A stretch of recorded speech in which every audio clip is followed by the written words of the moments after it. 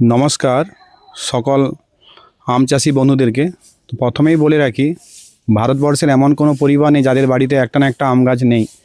তো প্রথমেই বলে রাখি যে এই ফেব্রুয়ারি মাসে আম গাছের ফুল বা মুকুল বলুন তার কি পরিচর্যা নিতে হবে তা নিয়ে প্রথমেই আমি আলোচনা করতে চাই এবং আশা করি ভিডিওটি আপনাদের কাজে লাগবে এবং ভিডিওটি ভালো লাগলে অতি অবশ্যই শেয়ার এবং সাবস্ক্রাইব করুন। আর যে কোনো প্রশ্ন হলে আপনারা আমাকে কমেন্ট বক্সে লিখে জানান। প্রথমে বলে রাখি, আমি হাতে দেখুন আমার হাতে একটি পুষ্পমঞ্জরি রয়েছে, যাকে ইনফ্লুয়েন্স বলা হয়ে থাকে। এই যে ইনফ্লুয়েন্সে দেখতে পাচ্ছেন কত শয়ে অলরেডি আপনার মুকুল স্টেজ বা মুকুল থেকে বেরিয়ে কিন্তু অনেকটা ফ্লাওয়ার স্টেজেও কিন্তু চলে এসছে। প্রথমেই বলে রাখি, যাদের কিন্তু ফ্লাওয়ার স্টেজ চলে এসছে তো এই মুহূর্তে কিন্তু কোনো কীটনাশক প্রয়োগ না করাই ভালো। তো যাদের এখনও মুকুল অবস্থায় রয়েছে তো এই মুহূর্তে আপনাদেরকে 4টে ওষুধ আপনাদেরকে প্রয়োগ করতে হবে। বিশেষ করে বলে রাখি, আম গাছে দেখবেন, আম গাছে যখন গাছ নাড়াবেন বা আম গাছে দেখবেন ডালপালা যখন নাড়াবেন, দেখবেন প্রচুর এখানে ম্যাঙ্গো হপার, অর্থাৎ দেখবেন এখানে কত পোকা উড়ছে, এগুলোকে বলা হয় ম্যাঙ্গো হপার বা আমের চোষক পোকা বা শোষক পোকা বলা হয়ে থাকে। তো এই পোকা নিয়ন্ত্রণের জন্য আপনাকে একটা না একটা আপনাকে কি করতে হবে না, সাকিং ইনসেক্ট অর্থাৎ আপনাকে সিস্টেমেটিক গ্রুপের একটা ওষুধ প্রয়োগ করতে হবে। সে আপনার হাতের কাছে স্টাথিন বা ইমিডাক্লোপিড বা থায়োমেথেক্সাম, অর্থাৎ আপনার বাড়িতে কোনো সাদামাছি শোষক পোকা যদি বিষ থাকে আপনারা কিন্তু 1 গ্রাম বা 1 ml গুলে কিন্তু স্প্রে করতে পারেন। এটি হলো আপনার আমের শোষক পোকার জন্য। দ্বিতীয় হচ্ছে, এই সময় আমে একটি ছত্রাক লাগে যাকে বলা হয় পাউডারি মিলডে। এই পাউডারি মিলডেতে কী করে না, আমের যে মুকুল বা এই বাড় দশা বা আপনার যে ফুল আসে একে কালো কালো স্পট পড়ে যায়। এই স্পটকে আপনার স্পটের হাত থেকে রক্ষা করার জন্য মুকুলকে কী করতে হবে না, আপনাকে সালফার গ্রুপে যে কোনো ফাঙ্গিসাইড প্রয়োগ করতে হবে। সালফেক্স 80 বলে একটি ওষুধ রয়েছে মার্কেটে।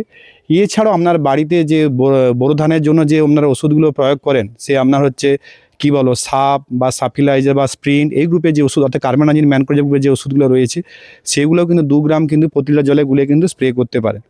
তার সাথে আপনাদেরকে একটাই কথা বলবো, এই সময় একটি অনুখাদ্য প্রয়োগ করতে হবে। সেই অনুখাদ্যটি না বোরন বা যেটা আপনার বোরাক্স, এই অনুখাদ্য 1 থেকে 1.5 গ্রাম গুলে কিন্তু স্প্রে করতে। অনুখাদ্য কী করে না, আপনার এই যে এই পোলেন লেনদের সাথে কী করে না, এখানে ডেভেলপমেন্ট বৃদ্ধি করতে কিন্তু এই অনুখাদ্যের কিন্তু ভূমিকা রয়েছে, বোরন অনুখাদ্যের কিন্তু এটা দেওয়া অবশ্যই। আরেকটা কী করতে হবে, আপনাকে যে কোনো বাজারে একটা পিজিআর প্রয়োগ করতে হবে। সেটি ট্রাইকন্টানাল গ্রুপের যে পিজিআর রয়েছে, যেমন আপনার মিরাকুলান। এছাড়াও আপনার ন্যাপথালিক অ্যাসিড গ্রুপের যেগুলো রয়েছে, আপনার প্ল্যানোফিক্স, এগুলো কিন্তু আপনাকে ডোজটা দেখে কিন্তু প্রয়োগ করতে হবে। মিরাকুলানের ক্ষেত্রে বললাম 1 থেকে 1.5 ml প্রতি লিটার জলে গুলে স্প্রে করতে হবে। আর প্ল্যানোফিক্স হলে কিন্তু 1 ml প্রায় 4 থেকে 5 লিটার জলে গুলে স্প্রে করতে হবে। অবশ্যই একবার দেখে নেবেন। তাহলে এই 4টে ওষুধ কিন্তু আপনাকে পরিচর্যা স্প্রেতে রাখতে হবে প্রথম স্প্রেতে। তবে একটাই কথা বলবো, যখন কিন্তু ফুল চলে আসবে তখন কিন্তু এমন কোনো কীটনাশক প্রয়োগ করবেন না যাতে আপনার যে একটা কথা বলে রাখি, যে মুকুলের মধ্যে যে ফুলগুলো, আমের যে মুকুলে যে ফুলগুলো আসে তার 80 থেকে 90% আপনার বাইসেক্সুয়াল, অর্থাৎ মেল এবং স্ত্রী একই সাথে থাকে। আর কিন্তু 10 থেকে 15% মেল ফ্লাওয়ার থাকে। এবং যেগুলো কি করে না, আপনার পরাগ মিলনের ক্ষেত্রে কিন্তু প্রয়োজন হয় এবং সেই পরাগ এজেন্ট আপনার মৌমাছি। এই জন্য কেউ যদি বাড়ির পাশে মৌমাছির বাক্স বসাতে পারে তাদের ক্ষেত্রে কিন্তু অনেকটাই বেশি লাভজনক। ওই এলাকার যে মৌমাছির যদি বাক্স বসাতে পারেন তাহলে পলিনেশন এজেন্ট হিসাবে কিন্তু মৌমাছির যথেষ্ট ভূমিকা রয়েছে এবং তার সেখানে কি ফ্রুট সেটিং কিন্তু অনেকটাই বেড়ে যাবে। একটাই কথা বারবার বলে রাখি, এই যে পুষ্পমঞ্জরিটা দেখতে পাচ্ছেন এখানে দেখুন প্রায় 1-2 হাজারের বেশি কিন্তু আপনার বাড বা আপনার ফুল রয়েছে, কিন্তু এখানে সর্বোচ্চ যখন দেখবেন আপনার ফল হবে 3 থেকে 4টি। একটা কথা মাথায় মনে রাখতে হবে, 1% বেশি কিন্তু বাড থেকে কিন্তু ফুলে আপনার ফুল পরিণত হবে। তারপরে কিন্তু আরও 0.1%, অর্থাৎ যে সর্বোচ্চ যে আপনার যখন আপনার কি বলবো না, আপনার যখন আপনার লেবুর সাইজ হবে বা আপনার টেন্ডার যে টাইপের ফল হবে, অর্থাৎ ছোট্ট যে ফল হবে, তারপরে কিন্তু ফুড ড্রপ কিন্তু অনেকটাই বাড়ে।